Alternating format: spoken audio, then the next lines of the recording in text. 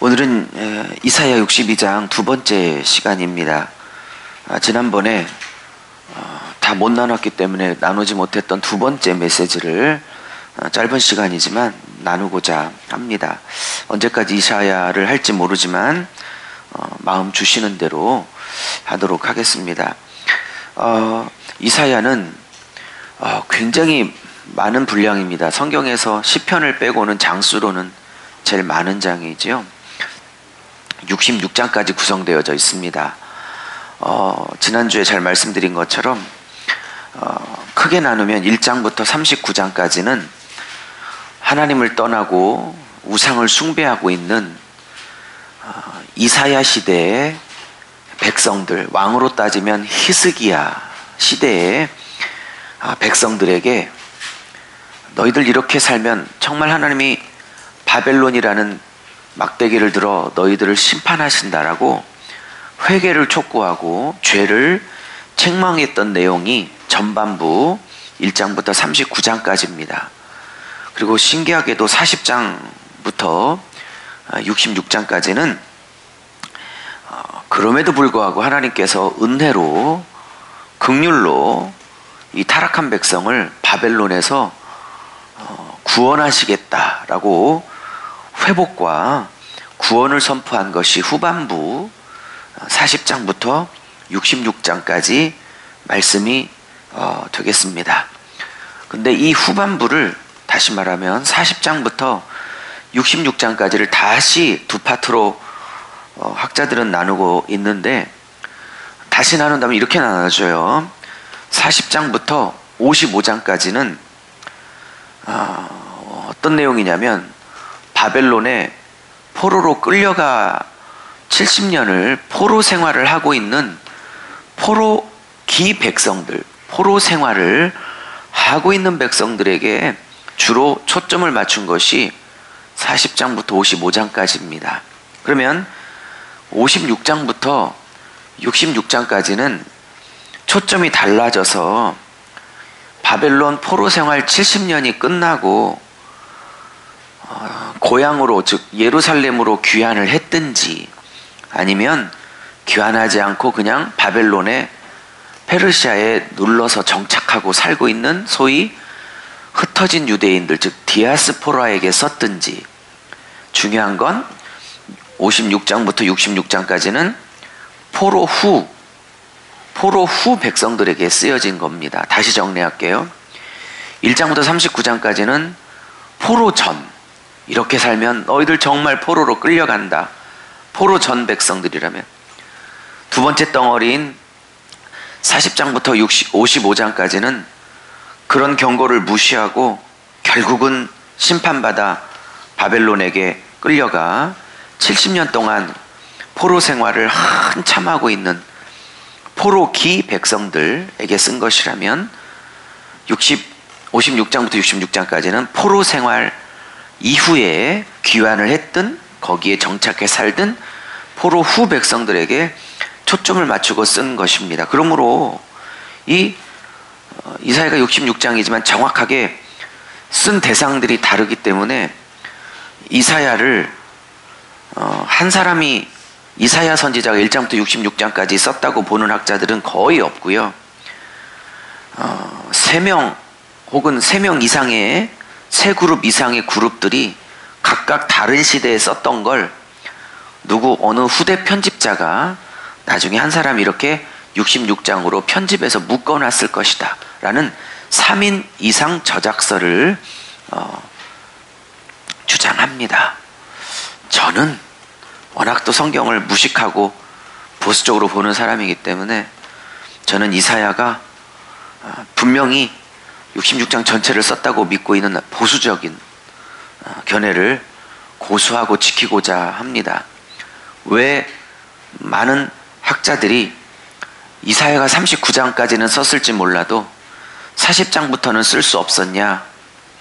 이사야는 BC 700년대, 히스기야 왕이 700년대 사람이니까, 한창 그때 활동했으니까 그 당시에 이사야가 39장까지, 즉 포로 전까지는 쓸 수 있었겠지만 그 전에 죽은 이사야가 어떻게 포로 생활, 즉 바벨론에 끌려가기도 전 100년 전에 죽었던 이사야가 바벨론에 끌려가 포로 생활을 70년째쯤 거의 끝쯤 하고 있는 이 백성들에게 40장부터 55장까지를 쓸 수 있겠냐. 더군다나 56장부터 66장까지는 포로 생활이 끝나고 한참 이후에 한 200년 후의 일을 그가 무슨 수로 썼겠냐.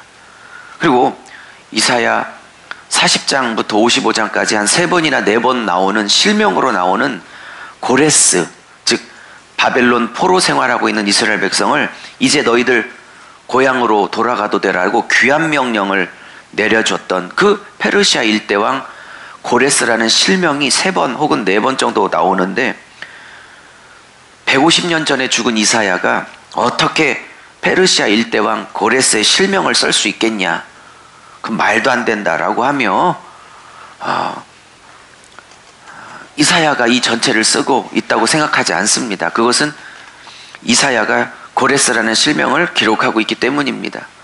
그래서 이사야와 고레스 왕은 150년 차이가 나는 사람이기에 150년 전에 죽은 이사야가 고레스의 실명을 말할 수 없다고 믿는 겁니다. 일종의 그것도 믿음이지. 어떤 믿음이야? 이사야가 어떻게 150년 후에 나올 고레스의 실명을 예언할 수 있겠냐. 그건 사람에게 불가능하다는 자기의 믿음을 믿고 있는 것입니다.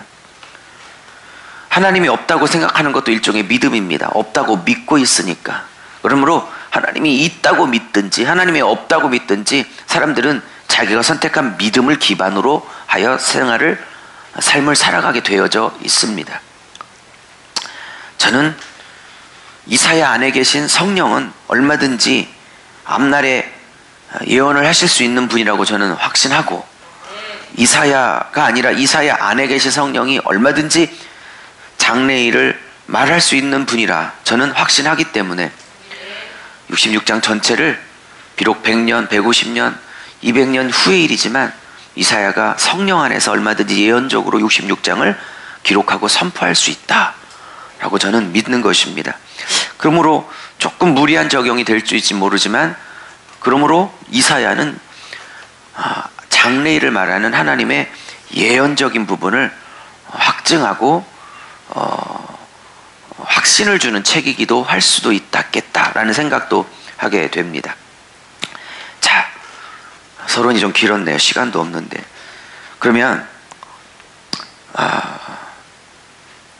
40장부터 66장까지는 일단 나라가 멸망해서 포로로 끌려가서 포로 생활을 하고 있거나 아니면 거기에 정착하여 살고 있는 사람들에게 썼다는 가정을 하고 62편을 이 장을 보셔야 합니다.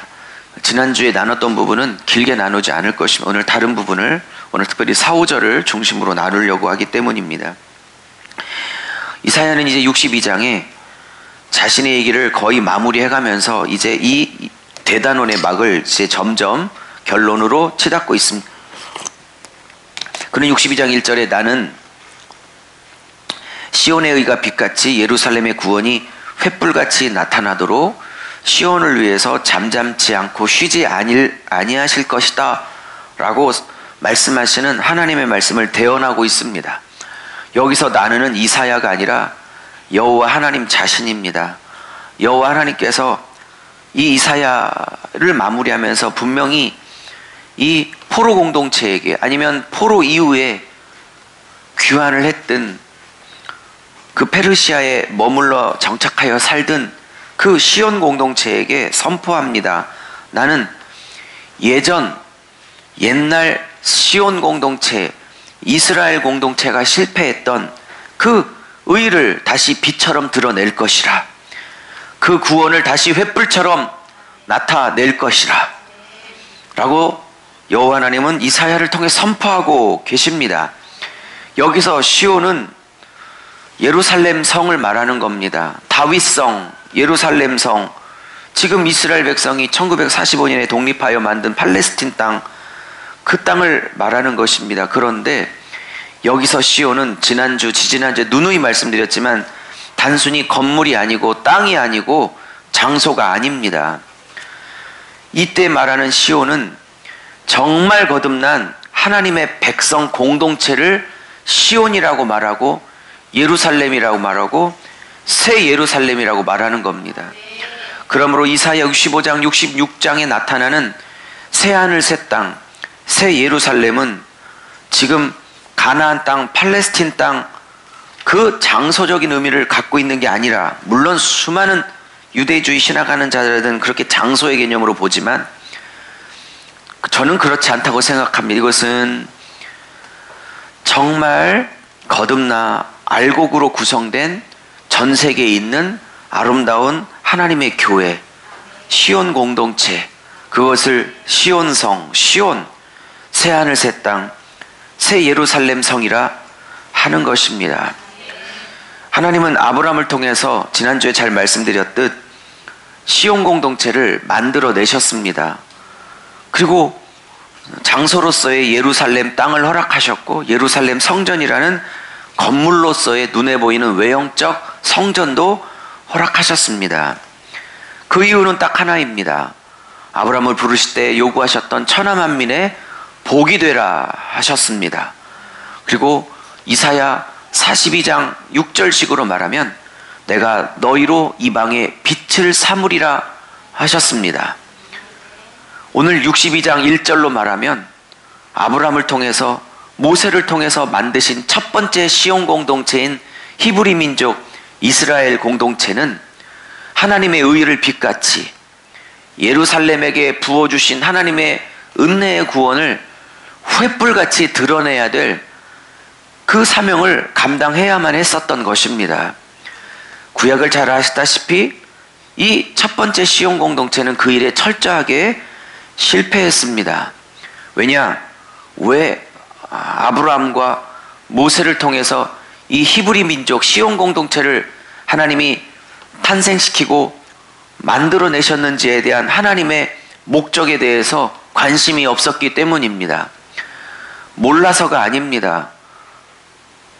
창출 레민신, 모세오경, 특별히 출애굽기, 레위기, 특별히 신명기에 내가 왜 아브라함과 모세를 통해서 없었던 민족을 이 땅에 탄생시켰는지, 그들을 가나안 땅 들어보내기 3개월 전에 쓰였던 신명기에 분명히 말했습니다. 이 시온 공동체의 목적이 천하 만민의 복이라고, 하나님의 의가 뭔지, 하나님의 구원이 뭔지, 하나님의 은혜가 뭔지, 그것을 횃불같이 빛같이 드러내 그 어둠 가운데 있는 열방과 민족이 다 이 구원의 횃불을 보며 이 의의 빛을 보며 몰려나와 이 시온 공동체를 만들어내시고 이렇게 찬란한 공동체로 만들어내신 그 하나님을 믿겠다고 열방이 하나님께 나오는 통로로서의 시온 공동체를 꿈꾸겠다. 하나님은 이미 여러 번 선포하셨습니다. 이 목적에 관해서 이스라엘 백성은 요만큼도 관심이 없었습니다. 왜요? 자기의 배를 채우는데 온 전심의 신앙의 행위를 동원했기 때문입니다. 구원이 중요하고 구원이 시작인 건 분명하지만 구원이 완성이, 그러니까 구원받았다는 게 완성이 아닙니다. 구원받고 예수로 죄 용서를 받고 신약식으로 말하면 하나님의 자녀가 됐다는 건 귀한 일이지만 이제 시작에 불과한 것입니다. 이사야를 공부하면 하나님이 시온 공동체를 구원하시고 만든 목적은 단순히 거기에 있지 않고 이방의 빛으로서의 사명을 감당하라 하는 것이고, 그럴 때에 열국이 그 매력적인 하나님의 거룩한 자기들 안에는 있지 않는 그 빛을 보고, 왜냐? 세상엔 이 빛이 없으니까요. 자신들의 어두움들을 깨닫고 어두움들을 버리고 어둠에 사는 것이 얼마나 허망한지를 깨닫고, 이제 나도 이 시온 공동체 선민들처럼 나도 빛의 자녀가 돼야겠다라고 회개하며 돌아오는 것을 꿈꿨던 것이며, 그렇게 열방과 민족이 시온 공동체에 돌아오면 먼저 시온 공동체의 백성이 됐던 유대인들과 뒤늦게 결합한 열방 가운데 나온 그래서 시온 공동체의 백성으로 들어오게 된 열방의 공동체들이 함께 어우러져 유대인과 이방인의 구별 없이 온 민족에게 이름을 주신, 물론 빌립보서 말씀입니다, 온 민족에게 이름을 주신 그 하나님을 세상 모든 사람들이 찬양하는, 다시 말하면 계시록 4장 5장에 전 세계 거민들이 하나님을 노래하는 그것을 꿈꿨던 것입니다. 그것을 실패했기에 이스라엘 백성을 느부갓네살 바벨론 왕의 손에 붙여 70년을 포로 생활을 하게 했고, 이 62장은 이제 그것이 끝나 너희들이 이제 이 고난과 아픔과 절망을 겪었으면 이 용광로에서, 이 연단의 과정을 통해서 너희들이 잃어버린 것이 무엇이며, 너희들이 간과한 것이 무엇이며, 너희들이 다시 회복해야 될 것이 무엇인가를 깨달았다면 나는 너희들을 원래 시온 공동체를 만들고자 했던 내 목적대로 세울 것이다 하는 것이 56장부터 66장까지고, 그 중에 62장을 지난주부터 공부하고 있는 중입니다. 아멘 합시다. 시온의 의가 빛같이, 예루살렘의 구원이 횃불같이 다시 찬란하게 드러나 열방이 이 빛을 향해서 달려나오는 것, 그것이 창세기 12장 1절 2절 아브라함을 불렀을 때부터 하나님이 갖고 계셨던 이사야식으로 말하면 하나님의 애차, 하나님의 계획입니다. 이 하나님의 애차에 내 인생의 애차가 합해져야 하는 것입니다. 이사야의 애차에, 하나님의 애차에 내 전부를 걸어야 하는 것입니다. 나의 애차와 하나님의 애차가 다르면 안 되는 것입니다. 하나님의 애차에 나의 애차가 합해져서 나의 애차와 하나님의 애차가 구별이 되지 않고 온전히 연합하여 하나님 나를 통해서 이 일을 이루시게 해야 되는 것입니다. 이 일을 이루시게 하여 하나님은 지금도 시온을 위해서, 여기서 시온은 땅과 장소와 건물이 아니라고 그랬습니다. 그러므로 어쩌면 이 하나님의 애차를 이루려고, 여기에 인생을 전부를 드리려고 모인 사람들을 시온이라고 한다면 우리 교회도 시온 공동체를 할 수 있는 겁니다. 그래서 이 하나님의 애차에 나의 애차를 조정하여, 대부분 조정 안 하죠. 하나님 애차 따위 신경 안 쓰죠. 나의 애차를 위해서 하나님을 수단으로 동원하죠. 하나님의 애차 따위에는 관심이 없죠. 나의 애차를 위하여 하나님을 내 수호신처럼 여기는 이 영성이 진리인 것처럼 속고 있는 이 시대에 하나님의 애차를 위해서 인생을 드릴 수 있는 시온 공동체가 이 한국 땅에 존재한다면, 그리고 그 시온 공동체를 하나님이 세울 수만 있으시다면, 하나님은 그 시온 공동체가 세워지기까지 하나님은 잠잠치 아니하고 그 공동체가 완성될 때까지 하나님은 쉬지 아니하시겠다, 당신의 열심을 선포하는 것입니다. 이 선포를 듣자 이사야는 6절 7절에 너희들이 이 62장 1절에 하나님의 애차를 향한 애끓는 선포를 너희가 깨닫고 이해했다면 너희들은 이제 6절 7절처럼 하나님께 반응을 해야 된다고 이 공동체를 설득하고 있는 것입니다. 너희들도 쉬지 않는 하나님처럼 그 하나님과 동역하고 보조를 맞추고 발걸음을 함께하여 너희도 쉬지 않고 이 시온 공동체가 시온 공동체로 세워질 때까지 하나님과 같이 너희도 쉬지 않고 동역을 해야 하지 않겠는가 라고 촉구하고 있습니다. 그러므로 6절에 이사야는 파수꾼의 사명을 감당하라 선포합니다. 여호와의 증인이 이 좋은 말 파수꾼이란 말을 써서 별로 쓰고 싶진 않지만 어쨌든 좋은 것들은 이단이 자꾸 이렇게 선점을 해버려가지고, 그러나 이 파수꾼은 너무나 필요한 개념이죠.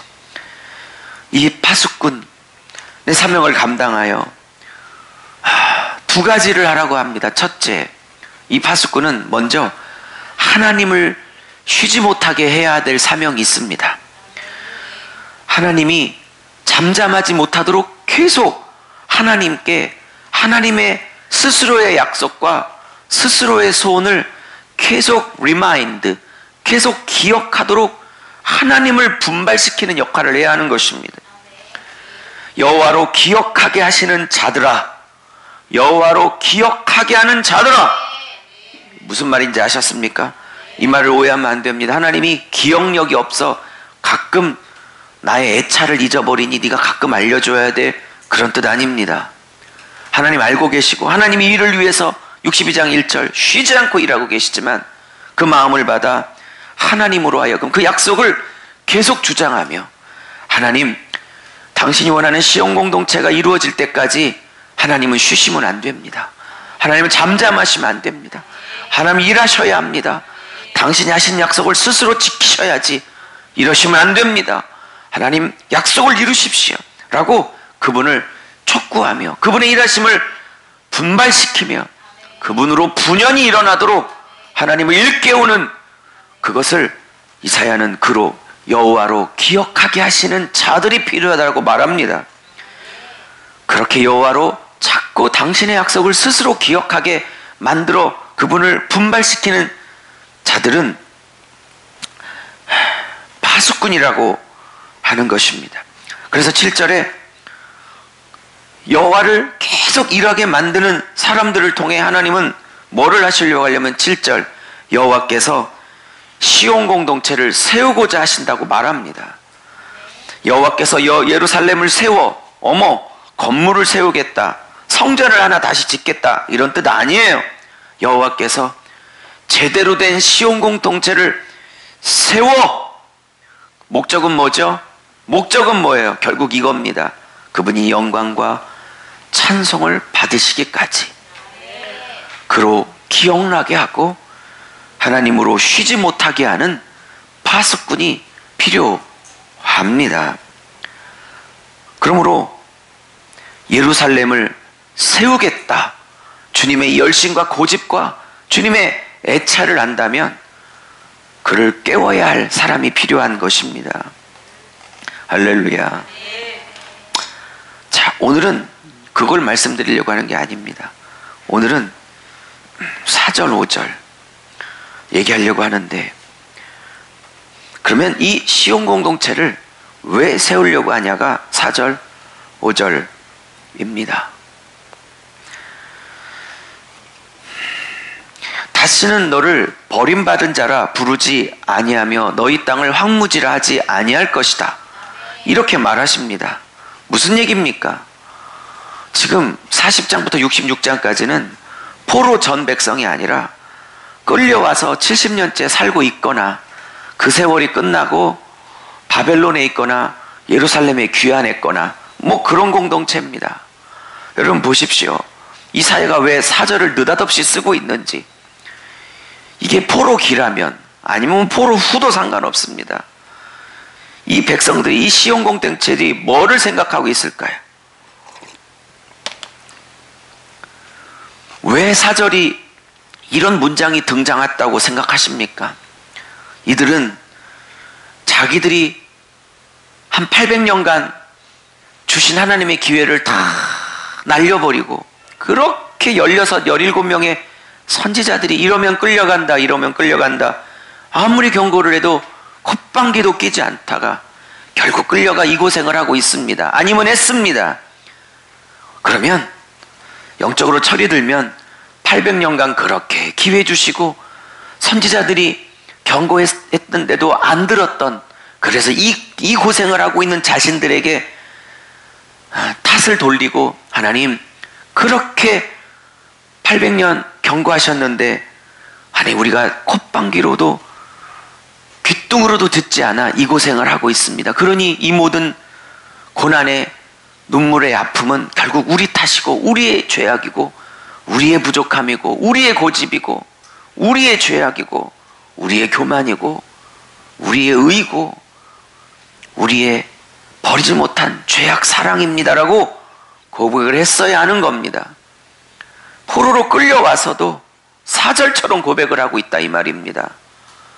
4절처럼 들어보세요. 뭐라고? 나는 버림받았어요. 나는 버림받았어요. 나는 버림받았어요. 오늘은 찾을 시간이 없지만 40장 27절, 8절, 9절에 가면 이런 얘기를 해요. 똑같은 얘기를 해요. 뭐라고 하냐면 내 사정은 여호와께 숨겨졌고 내 원통함은 여호와의 길에서 벗어났도다. 무슨 말입니까? 하나님이 나를 버렸다는 겁니다. 내 사정은 여호와께 감춰졌고 내 원통함은, 내 억울함은 여호와의 길에서 벗어났다. 아직도 정신을 못 차리고 있습니다. 내 사정 몰라준다고, 내 원통함 몰라준다고, 나는 버림받은 자라고 아직도 그러고 있는 겁니다. 고난을 당하는데도 정신을 못 차리고. 저는 지금 한국이 지금 이사야 39장 거의 끝을 왔다고 생각합니다. 이 경고를 듣지 않으면 진짜 이사야 40장이 시작될 수도 있습니다. 정신을 못 차립니다.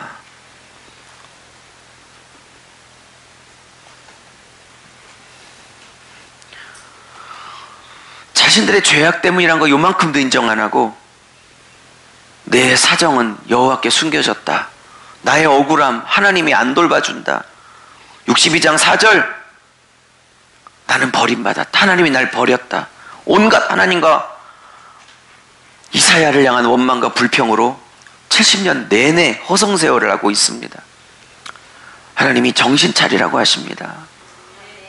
너희들이 죄 때문에 당한 것이지 내가 너희를 버려서 그런 것이 아니라고 말씀을 하십니다. 그리고 62장은 그 메시지를 받아들인 소수에게 선포하고 있는 겁니다. 예, 주님 말씀대로 주님이 버려서가 아니라 800년 주님의 말씀을 개떡처럼 여겼던 우리의 죄악 때문에 이 고생을 하고 있는 자입니다. 라고 고백하는 소수의 남은 자, 이사야식으로 말하면 구루터기 공동체들에게 그래 이제 깨달았니?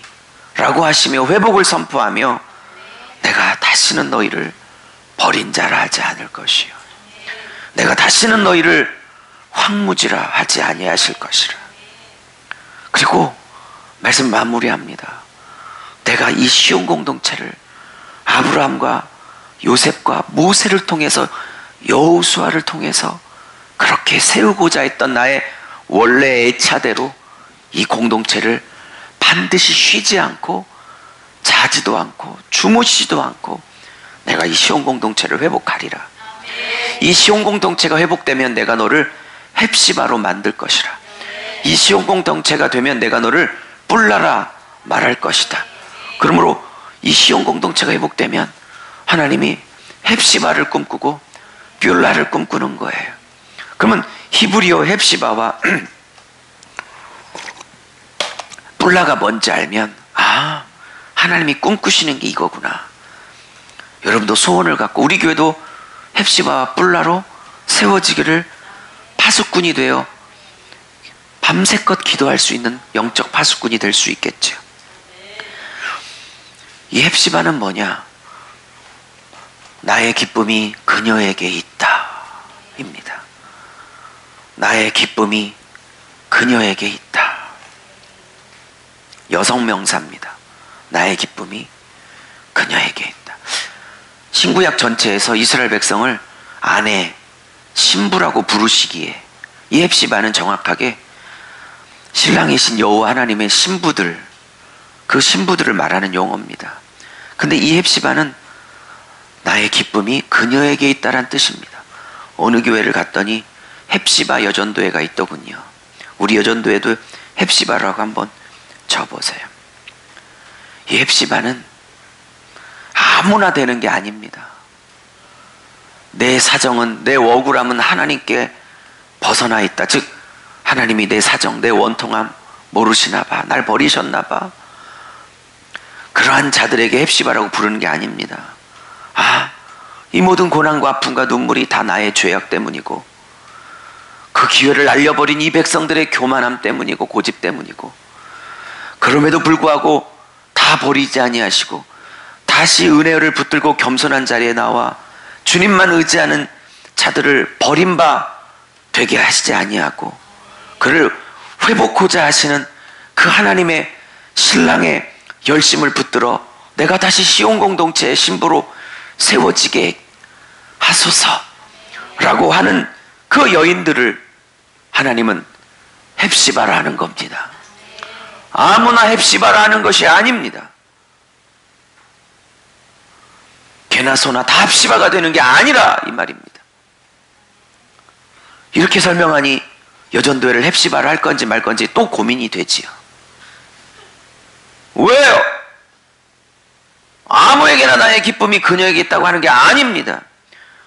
포로로 끌려간 모든 자에게 헵시바라고 말하는 게 아니고 이 하나님의 62장 1절 그리고 6절 7절 그리고 나아가 10절 결국 이 헵시바가 세워지면 10절 보십시오.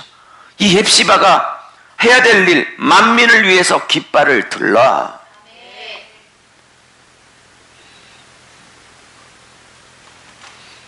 만민을 위하여 기치를 들라. 이 기치가 깃발이거든요.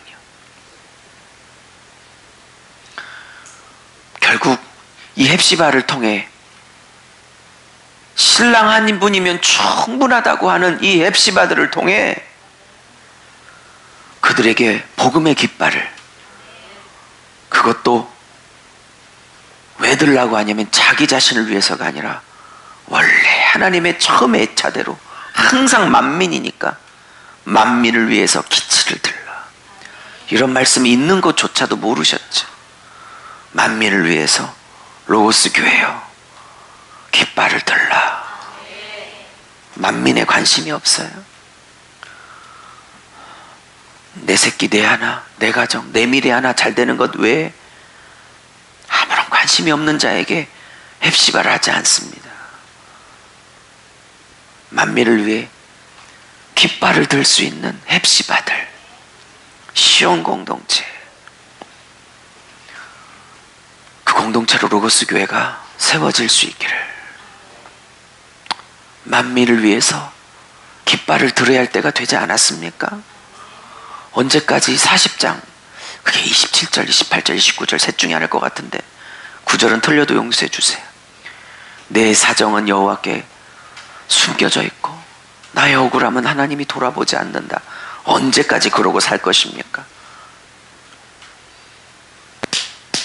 헵시바로 서서 내 형편과 사정에 관계없이 있는 그 자리에서 시온 공동체 헵시바로 회복돼서 만민을 위해서 우리 교회가 이제는 깃발을 들어야 되지 않겠습니까?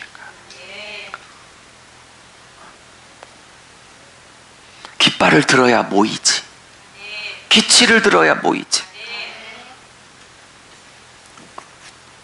뉴욕을 갔더니 관광객이 얼마나 많은지, 중국 관광객, 한국 관광객, 무슨 뭐 어디야 뭐 인도네시아, 깃발을 다 들고 있더라고요. 그 깃발로 다 모이더라고요. 가이드가 들었던 깃발로. 참 별로 유치한 예화를 써서 미안하지만 모이고 싶어도 모일 수 있는 복음의 깃발이 있어야 사람들이 모이지. 깃발을 갖고 있는 자들은 깃발을 들어야지. 이 교회는 깃발이 있습니다. 하나님이 모이고자 하는 말씀의 깃발이 분명한 교회입니다. 어쩌면 들으면 모일 수도 있을 거라고 생각합니다. 그 깃발을 함께 들 헵시바들을 11년을 만드는 데 주력을 했습니다. 이제는 모여진 헵시바들이 만민을 위해서 깃발을 들 때가 됐습니다. 그러면 이 헵시바들과 그분은 뷸라를 진행할 것입니다. 이 뷸라는 그녀와 결혼한답니다. 헵시바를 뭐든 만드는 일이 11년이 있었다면 이제 뷸라의 일들이 벌어지기를 축복하고 그 신랑과 결혼하는 뿔라들의 역사가 일어나면 그 헵시와 목쉬니까 더 신령해 보이지 않아요? 잡자고 한 소리입니다. 졸리시는 것 같아서. 이 헵시바와 말씀 마무리하는 뷸라들이 우뚝 쓰면 깃발들을 하나씩 들려주실 겁니다. 복음의 깃발, 만민을 위해서 쳐들어 온 세상이, 이 대전이, 한국이 우리가 아닌 이 예수라는 깃발에, 복음이라는 깃발에, 진리라는 깃발에 온갖 좌파 문화가, 공산주의 문화가 판을 치고 있는, 거의 반이 공산주의로 넘어간 이 나라가 다시 주님 앞에 회복될 수 있도록 복음의 깃발, 보수의 깃발, 진리의 깃발을 다시 높이 쳐들어야 할 줄로 믿습니다. 하나님 아버지, 통성으로 1분간만 반주해 주세요. 헵시바와 뷸라로 우리 교회를, 그리고 우리 자신을 세워주십시오. 언제까지 내 사정은 여호와께 숨겨져 있고 내 억울함은 여호와의 눈밖에 벗어났도다, 그렇게 신세 타령하며 살겠습니까? 여호와 한 분으로 충분하다고 하는 헵시바들과 뷸라로 결혼하셔서 그들을 통해서 영적 자녀들을 낳으십시오. 시온이 세상의 거민들을 낳게 하십시오. 그런 교회로 세워지게 해달라고, 그래서 만민을 위한 깃발을 쳐들게 해달라고 통성으로 기도하고 마무리합니다. 기도합니다. 주여 기도합니다. 주여